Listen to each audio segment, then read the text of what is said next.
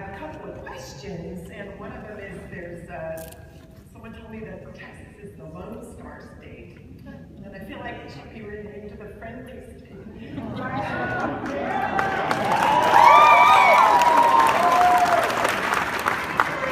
That was such a sweet thing to say. Thank you so much that I would listen to that. That was like really? And I cannot believe how you have transformed in the last bunch of years. I haven't heard you speak for a long time, and that was really a pleasure. You're growing up, my friend. And I'm like, damn, he's young. I'm going on 54 in January, and I'm starting to feel like the grandma of my family. But I can still do the splits. And Tori, oh my gosh, you're just so poised and so graceful, and you too, my friend, are growing up. Really beautiful. Aren't we all growing up? I mean, who the hell knew this thing was going to last 6.5 years?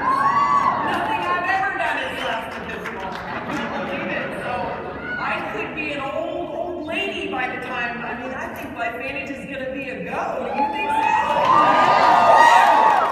That's what I'm talking about. I got 2 more questions. One's for Corey. Do cowboys wear their hat when they play golf? I was trying to visualize that.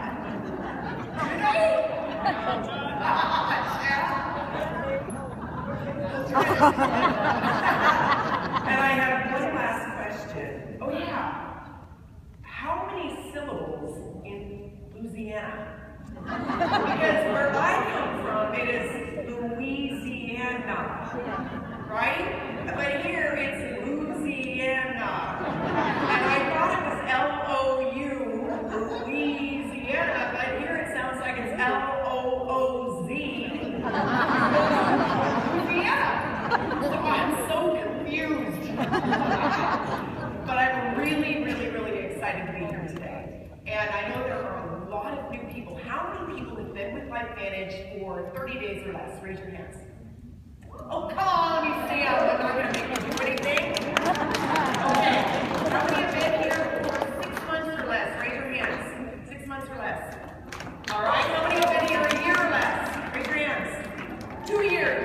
Keep them up. 3 years. 4 years. 5 years. Wow. 6 years. Woo. Wow. Wow. Well, you know, and that does pose kind of a big challenge to people like me, right? You gotta give something for everyone. Someone who's been here for the first time today, somebody who's been around for a year, 2 years, 3 years, 5 years, 6 years, and I take that very, very seriously because I want every single one of you to leave today and feel empowered to go out there and act right now to change your business. Is that what you want today? Yes! You got it? Corey, if you're not fired up after that talk, you need to drink a couple Axia. I got 3. And the nuts and bolts were covered absolutely beautifully. Tori did just a great job on the nuts and bolts. And oh my gosh, Mr. Howell, where the heck did you come from? That dude's gonna be at the road 10. My husband, Paul Howell, in Southern California, his dad, what an adorable man, an attorney. I love every time he shows up to a meeting, he said, Gary, I had to wear a shirt and tie because you wouldn't have recognized me. And I just love that he shows up in a shirt. I love to see a fine dressed man. Don't you? And I love Corey's finely dressed man. I love seeing that. So that cowboy fine dressed man, right? So anyway, I'm going to tell you a teeny bit just because I think sometimes I am the great white hope in network marketing because I was graduated from the University of Colorado with a degree in advertising. It didn't take me the 4 years. It took me 5 years. I was on the party plan. So I graduated from the University of Colorado, Boulder. We partied in Boulder. So it took me 5 years. And I'm going to tell you something. I graduated. I had no idea what I did want to do. I only knew what I did not want to do. And I did not want to work for someone else. And I did not want to wear pantyhose. And again, I know I'm aging myself because I would think the young people are like, what are you doing? No idea what you're talking about. But for me, that was a fate worse than death. And I also don't like like heels. At 53 years old, I don't want to wear heels.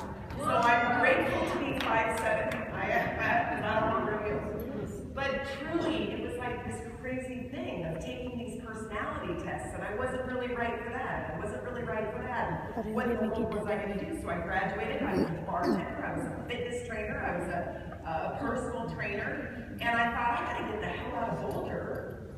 We should be recorded. That's the first one. My necklace is making noise. Does this mean I have to take it off?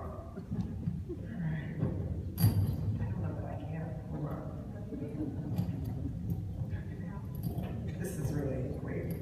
Systematic. There's over here.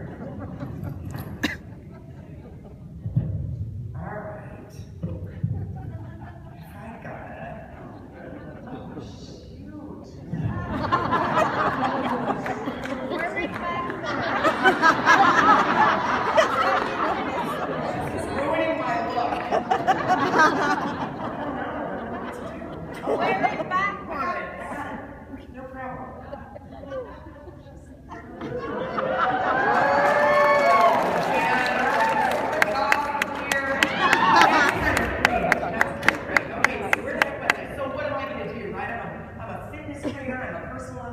Personal trainer, I'm teaching step aerobics, you know, and high-low. Now I'm really dating myself.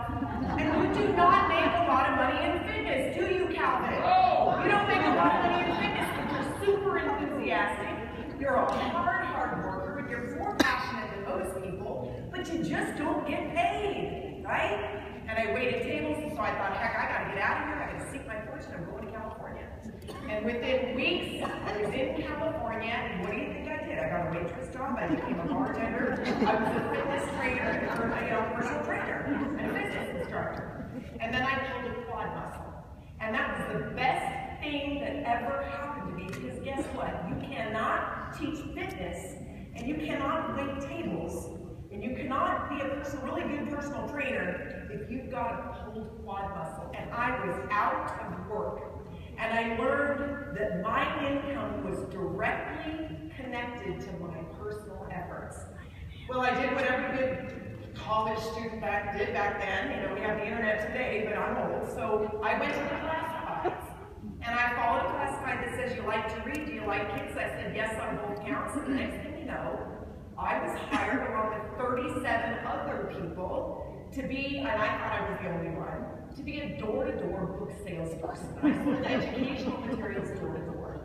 And I made $27,000 in 8 months, and I thought I was rich.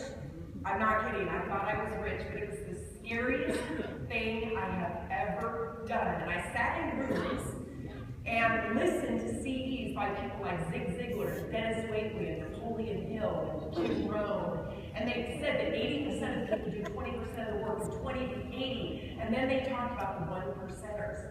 And I literally sat there with my mouth hanging open, and I said, I wonder if I am a 1%er.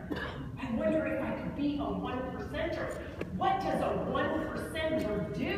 And I decided that whatever the hell they told me to do, that's two. I was going to do it. I was going to do whatever they told me to do, and I did. And he told me, you go home and you memorize this broadside, this poster, and you come back and you talk about this encyclopedia. And I walked in the door and they said, do you want to volunteer? And I said, yep.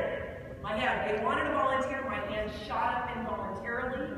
And I got to the front of the room and I went through it, and I learned over time that I was a 1%er. But guess what, you guys?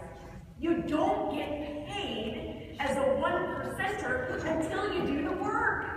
It can take you years. I mean, people look and go, Gary Dickey, you made Pro 10 in 22 months. No, I didn't. It took me 25 years. You guys can do it faster. I'm not kidding. I did not do it in 22 months. I had my generals. I had my Corey Riggs. I had my Sherry Custards. I had my Brendan Cunninghams. I had my Melissa Brutons. I had them. So don't look at me and think that, oh, she's some. No, I worked my tail off in other companies and other things. And I found my generals along the way. If it takes you 18 months to find a general, that's someone that's going to do it. That's someone that doesn't call you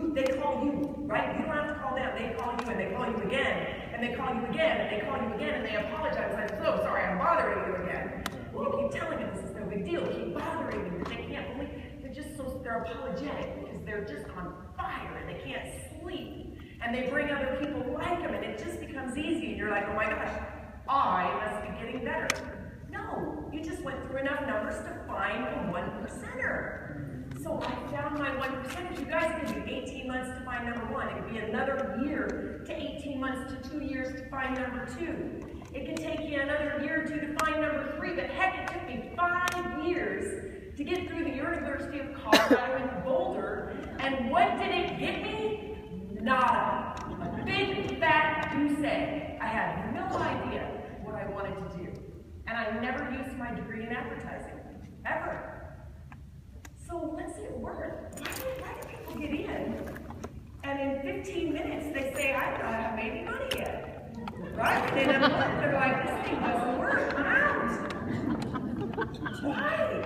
College takes 5 years and you get nothing necessarily at the end. I'm telling my son right now, babe, are you sure you want to go to Saddleback? I mean, it was like murder getting this kid through high school. Now he's telling me he's going to college. I'm like, dude, you are on your own. You're on your own. I'm not going to ask about your homework. I'm not going to ask if you're going to class. I'm not going to ask about your grades. This is your game. I got you to high school. I busted my chops. Every school cost me, I already did the college education multiple times. So if he wants to go to college, good luck, buddy. Good luck. And then you just come talk to me about network marketing when you're all done with your college. That's what I'm talking about. And try selling educational materials door to door. Right? Some Tiffany knows about that. Lugging around Discovery toys. It's a lot of work. I mean, I'm telling you guys, I have earned my stripes. And if someone walks into LifeVantage like Brandon Cunningham did and it looks easy, let me tell you, that dude has a track record. He's done something else, somewhere else, and he has paid the price. Don't let anybody fool you. This is W-O-R-K work. It's not net rich marketing. It's not net play marketing. This is network marketing, and it is going to require work. It's going to require tenacity, commitment, and ding, ding, ding, personal growth.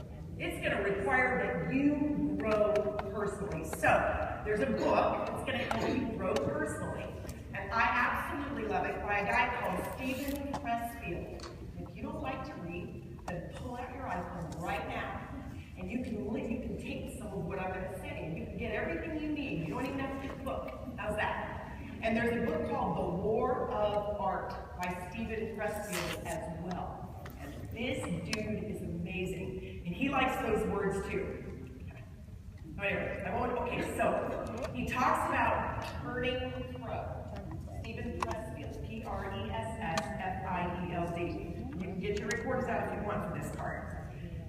He talks about the amateur versus the professional. And I'm going to invite you today to go from amateur to professional. And I'm going to give you one tool, possibly two, depends on time. At least one tool that you're going to walk out of here and you can go to work with today that will absolutely change your business. Would you be up for that? Yes. Okay, good. He says the amateur is terrified. Fear is the primary color of the amateur's interior world. Fear of failure, fear of success, fear of looking foolish, fear of underachieving, and fear of overachieving, fear of poverty, fear of loneliness, fear of death. But mostly, what we all fear as amateurs is being excluded from the tribe, the gang, the posse, mother, father, family, nation, race, religion. The amateur fears that if he turns pro and lives out his calling, he will have to live up to who he really is and what he is truly capable of. Ask yourself, are you living up to who you really are? And are you doing what you're really capable of here today? And yesterday and the day before? The amateur is terrified that if the tribe should